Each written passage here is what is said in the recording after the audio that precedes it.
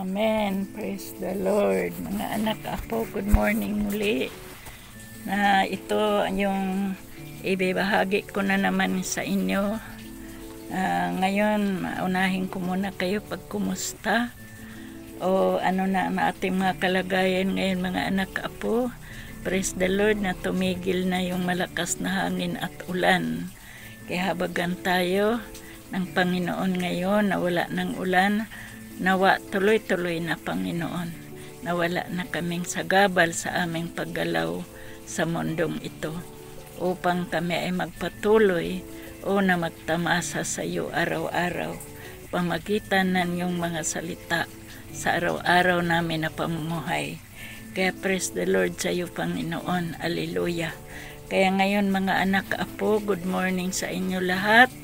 Lahat ng nakikinig.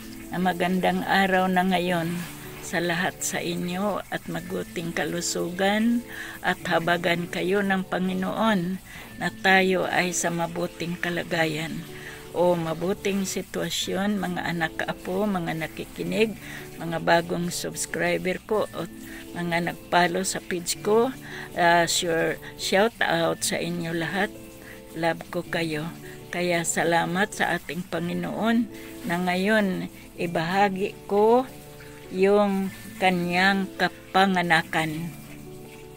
Subaybayan ninyo muli ang panganak ni Maria na ipinanganak niya si Jesus. Kaya salamat sa ating Panginoon na isunod-sunod natin para masubaybayan ninyo kung papaano lumaki yung ating Panginoon. Makita natin dito. Makita natin sa Lucas na naman tayo, mga anak apo. Sa Lucas, magsimula na naman tayo ng Lucas chapter 2. Magmula tayo chapter 2 verse 1 hanggang 20. May sunod na ayon na may susunod pa yan. So pero dito na muna, stop muna tayo dito sa 20. Chapter 2, ulitin ko, chapter 2 verse 1 hanggang 20 muna tayo, mga anak. Pakinggan ninyo ng malinaw na kapanganakan ni Maria. Ngayon, makita mo na ang nangyari ng unang araw na yaon ay isang utos na lumabas mula kay Caesar Augusto upang ang buong pananahan ng lupa ay mapatala. Ang unang pagpatalang ito ay naganap ng si Quirino, ang namahala sa Syria. At ang lahat ng nagsiyaon upang magpatala, bawat isa sa kanilang sariling lungsod. At si Jose ay maon din mula sa Galilea, mula sa lungsod ng Nazaret, tungo sa Judea, sa lungsod ni David na kung tawagin ay Bethlehem, sapagkat siya ay mula sa angkan na pamilya ni David, upang magpatalang kasama si Maria na naging asawa niya at nagdadalang tao. At nangyari samantalang sila ay naroon, naganap ang mga araw para sa kanya upang magsilang.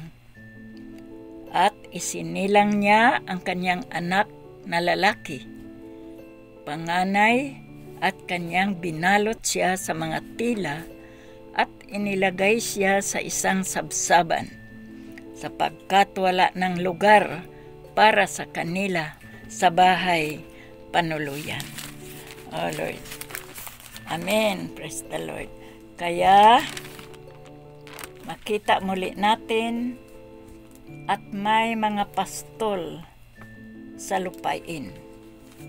Ding niya una nanirahan sa parang at nagpupuyat sa gabi at nagbabantay sa kanilang kawan.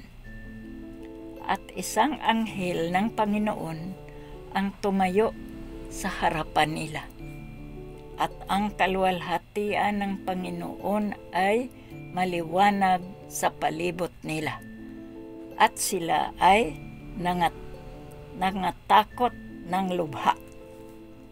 At sinabi sa kanila ng anghel, "Huwag kayong matakot, sapagkat tingnan ninyo, dinadalhan ko kayo ng mabuting balita ng malaking kagalakan sa pagpasa sa lahat ng tao.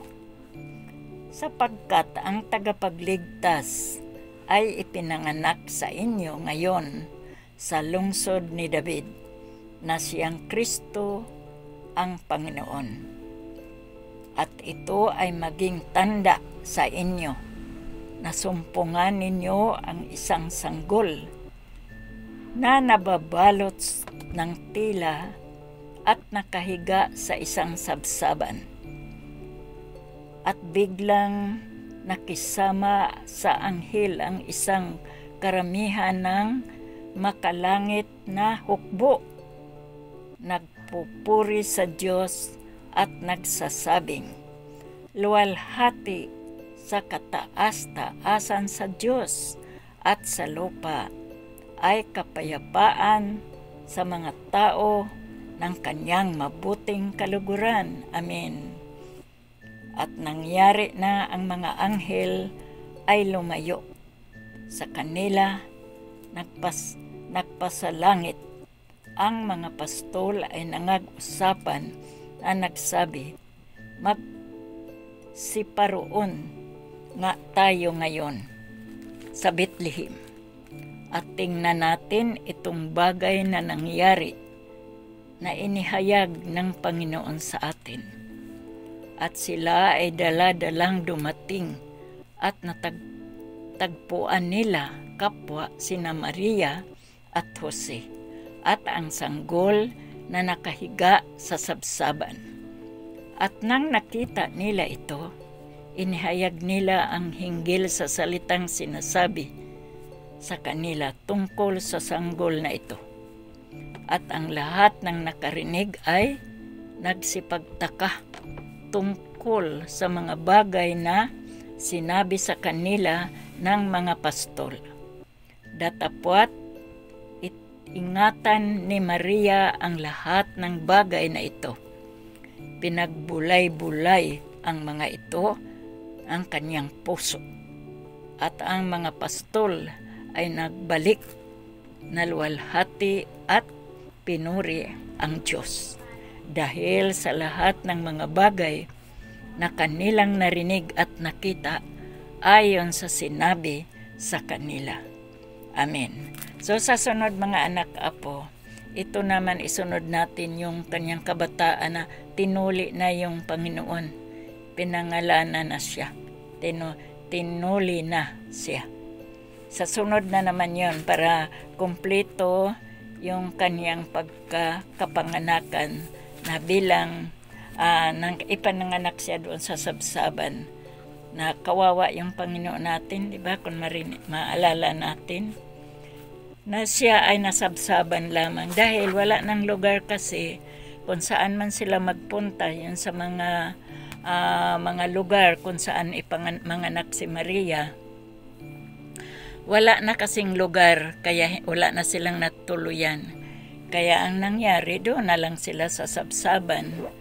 Kaya pinakita sa atin na talagang kawawa yung ating Panginoon na ipinanganak lang siya. Samantala tayo, ipinanganak tayo sa mga magandang mga hospital o mga maternity. Pero yung ating Panginoon, di ba? Makita natin na siya ay naghihirap kung saan ni Maria pinanganak sa sabsaban lamang. Kaya salamat sa ating Panginoon na pinakita niya kung ano yung kalagayan ng ating Panginoon habang siya ipinanganak ni Maria. Kaya salamat na ating Panginoon na nangyari sa kanya kahit naman mahirap ang pagpanganak sa kanya, pero praise the Lord na siya ay inayos ng Panginoon, na siya ay ang kanyang kalagayan na pinakita sa atin na hindi maluho yung ating Panginoon, kundi siya ay nasa babang kalagayan lamang.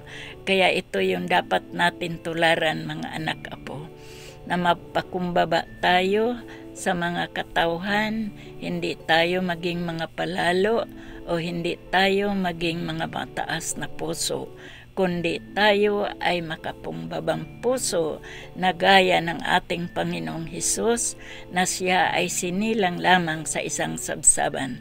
Kaya salamat mga anak apo, mga nakikinig, sa lahat ng mga nanood ngayon, at salamat din sa panahon na maaliwalas na nawa tuloy-tuloy na.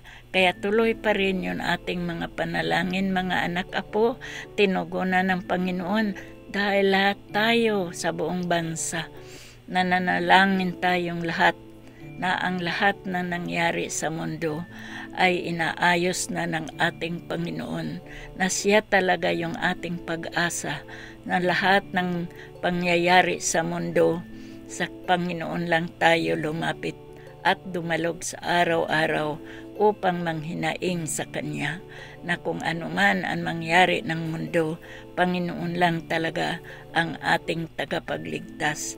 Praise the Lord. Hallelujah. Shout out ulit. Amen. Praise the Lord. Amen, Lord Jesus. Thank you, Lord.